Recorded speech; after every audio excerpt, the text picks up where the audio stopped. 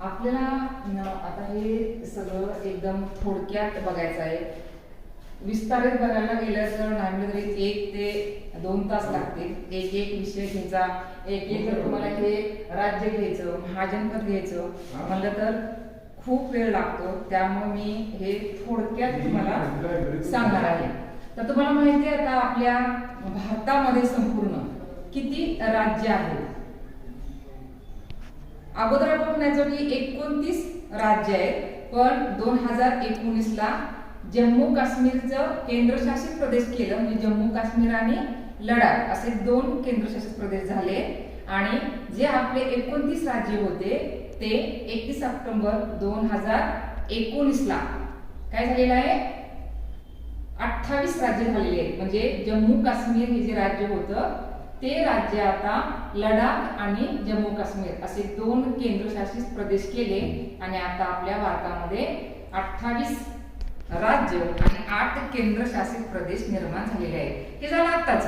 आता मी तुम्हाला सांगणार आहे की काय सांगणार आहे, 16 महाजनपदे. आता तुम्ही म्हणाल 16 महाजनपदे म्हणजे काय, तर 16 महाजनपदे म्हणजे इसवी सन पूर्व 6व्या शतकात, लक्षात घ्या, इसवी सन पूर्व 6व्या शतकात आपल्या संपूर्ण भारतामध्ये 16 महाजनपदे होते. म्हणजेच काय होते, 16 राज्य होते. महा म्हणल्यानंतर मोठे, लक्षात घ्या. महा म्हणजे काय, हे महा काय, मोठे मोठे महाजनपदे, जे लहान लहान राज्य नाही. तर मोठे महाजनपदे किती होती, जवळजवळ 16 मोठी अशी महाजनपदे होती. त्यातले आज आपण फक्त काय बघणार आहोत, 4 बघणार आहोत. ठीक आहे, 4 बघणार आहोत. त्यातलं पहिलं काय आहे, अंग. तुम्ही बऱ्याच वेळेला महाभारतामध्ये ऐकलं असणार आहे की कर्ण हा अंग या राज्याचा राजा होता म्हणून. तर हे अंग कुठे आहे, बिहार मध्ये. म्हणजे आता जे आपण म्हणतो की बिहार राज्य आहे आपल्या उत्तरेकडे भारताच्या, त्या बिहारच्या जवळ जे आता सध्या भागलपूर आणि मोहीर हे काय आहे, जिल्हे आहे. हे काय आहे, जिल्हे. हा, गुड, बरोबर. काय आहे ते, जिल्हे आहे. हा, जिल्हे आहे. भागलपूर आणि मोहीर हे आता बिहार मध्ये जे जिल्हे आहेत ना, तिथला संपूर्ण परिसर काय होता, अगोदर अंग या महाजनपदाचा होता. तिची राजधानी काय होती, चंपा. लक्षात घ्या, राजधानी काय होती त्याची, चंपा ही राजधानी होती. चंपा ही तिथली नदी आहे. काय आहे तिथली, नदी आहे. चंपा नावाची नदी आहे. त्या नदीचंच नाव त्या शहराला दिलेलं आहे. आणि ते चंपा शहराची राजधानी होती. कशाची, अंग या महाजनपदाची राजधानी चंपा होती. ते खूप मोठं व्यापारी केंद्र होतं. तिथून खूप व्यापार चालायचा.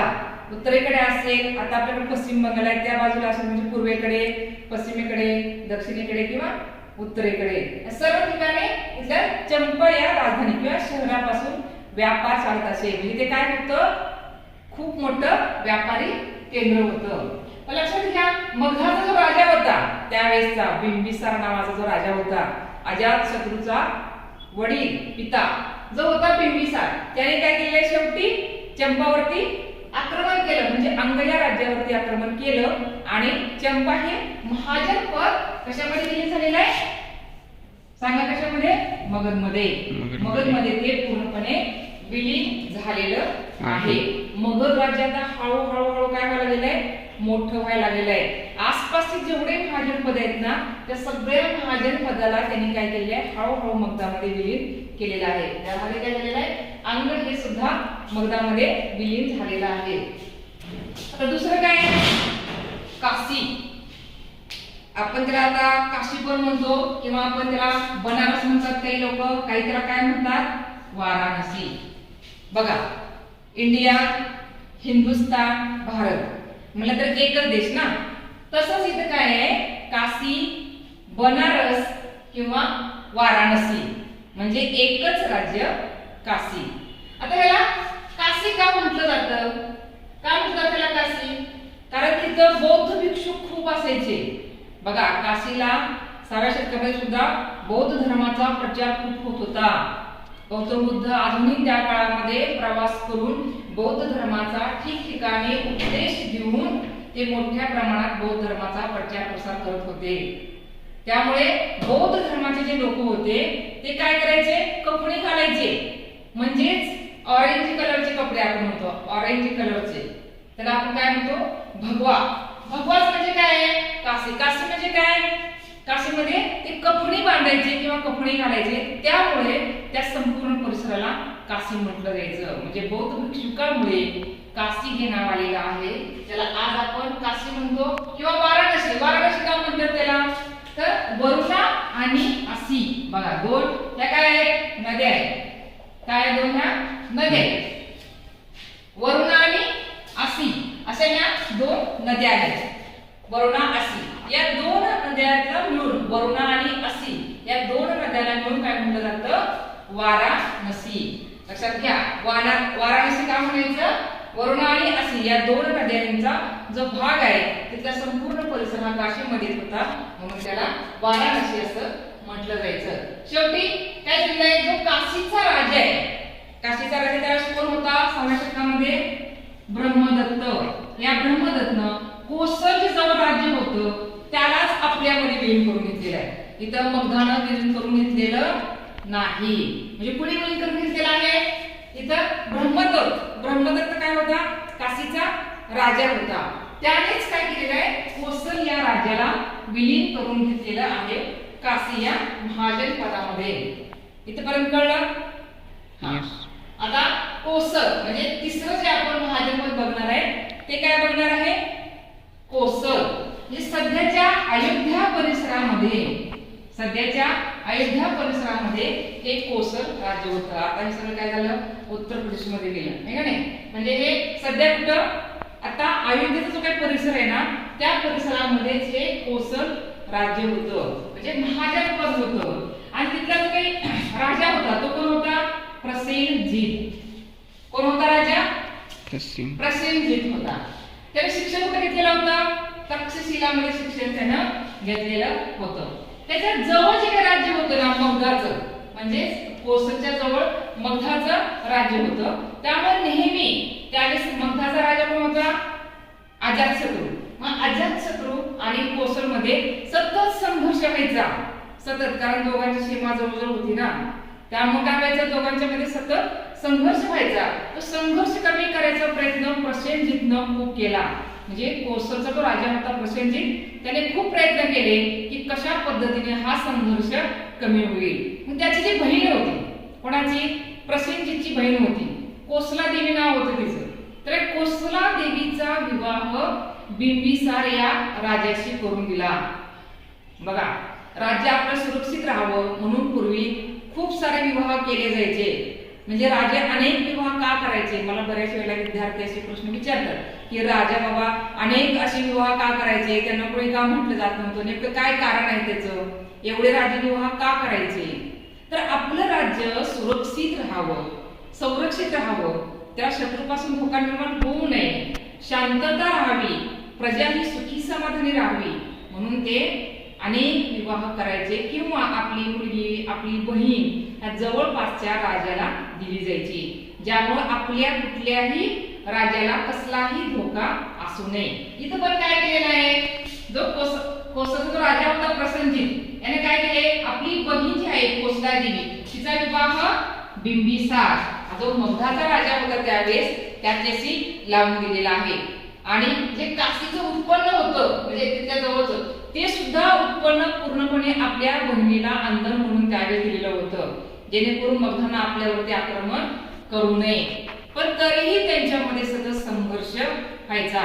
शेवटी प्रसेनजीतनं काय केलेलं आहे, त्याची मुलगी होती, वजिरा नावाची मुलगी होती त्याला, कुणाला, प्रसेनजीतला.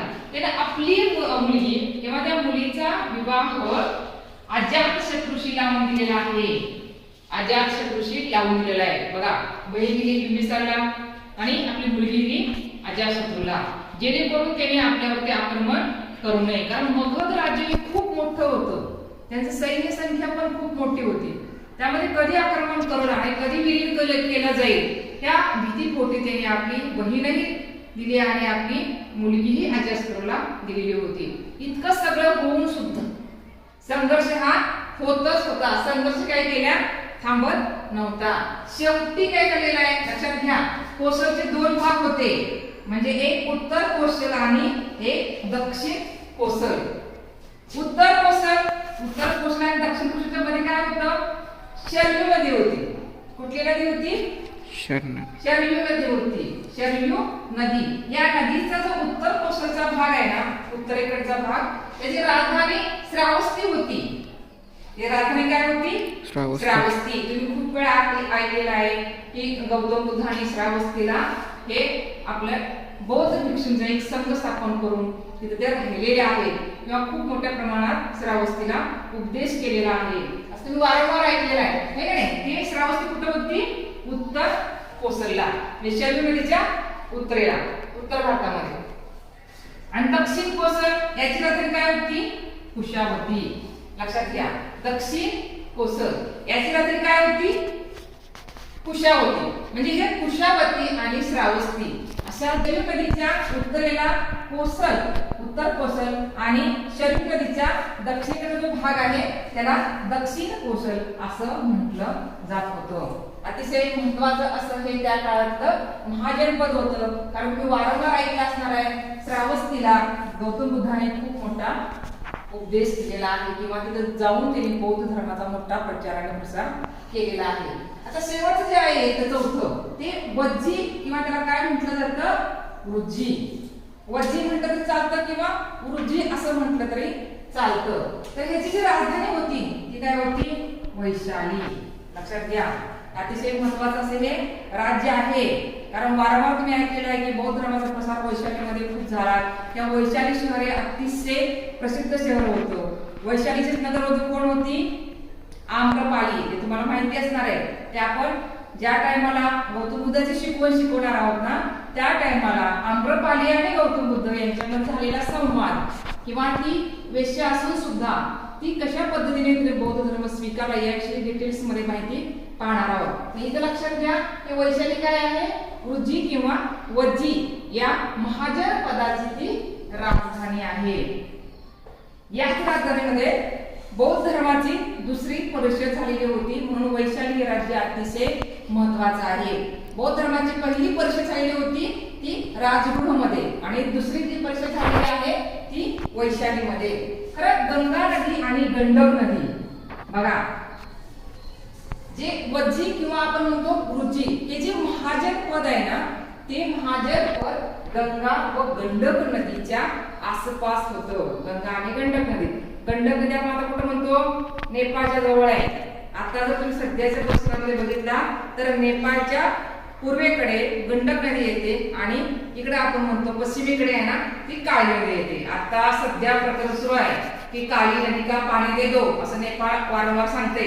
आता आजच्या वेळेला 2025 मध्ये मोठा प्रश्न निर्माण झालेला आहे की काळी नदीचं पाणी नेपाळला कसं द्यायचं. ती काळी नदी आणि गंडक नदीचा मधला प्रदेश हा नेपाळचा येतो.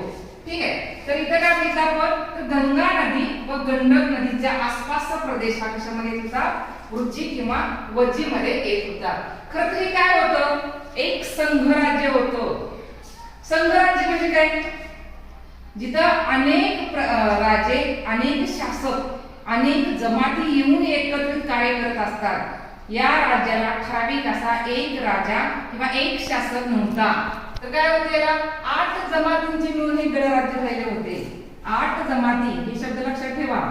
किती, 8 जमाती. 8 जमातींचे मिळून हे काय झालेलं होतं, महाजन पद निर्माण झालेलं होतं. म्हणजे 8 गणराज्य किंवा 8 जमाती एकत्रित आल्या आणि त्यांनी हे एक संघ निर्माण केलेला होता, त्याला वज्जी किंवा वृज्जी म्हणतो. आता उदाहरण दिलेलं आहे, विदेह